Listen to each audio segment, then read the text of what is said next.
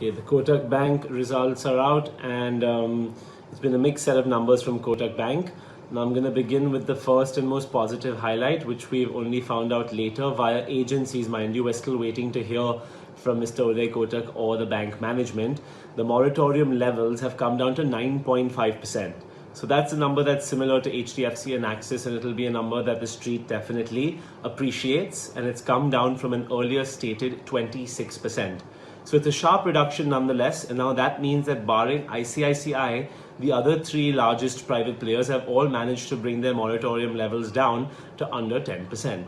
So that's a positive cue, especially on the back of the fact that the RBI just put out an announcement over the weekend which warned of a large spike potentially in NPAs that could come once the moratorium lifts, and that's probably why all the banks have been raising money the way they have in recent times. Now, leaving all that aside and coming to the Kotak Mahindra Bank performance, the NII was slightly above our estimate of 3,600 and came in at around 3,723, exhibiting a handsome 20% growth over last year's 3,100 and slightly above last quarter's 3,600 odd. So even sequentially, there's been a bit of growth.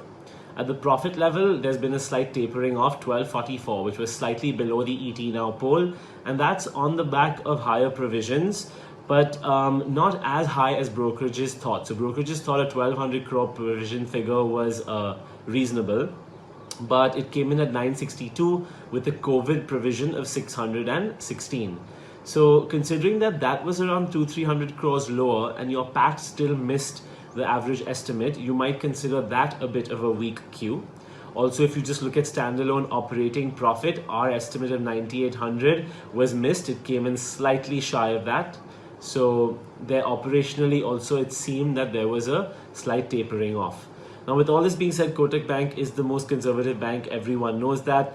Your asset quality is expected to remain very stable, but just to give you some absolute values over there, gross NPAs actually shot up a fair bit to around 2.70 versus 2.25 on a Q-on-Q basis. Net NPA shot up to 0.87 versus 0.71 on a Q-on-Q basis. So slight addition to gross and net NPAs if you want to look at it that way, but with the moratorium number being low, that counters that a little bit.